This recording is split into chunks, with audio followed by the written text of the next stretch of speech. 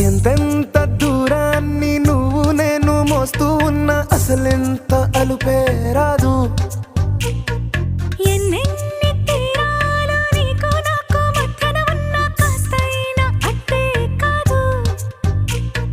నీతో ఉంటే తెలియదు సమయం, నువ్వు లేకుంటే ఎంత న్యాయం. గడియారంలో సెకనుల ముల్లే గంటకి కదిలిందే.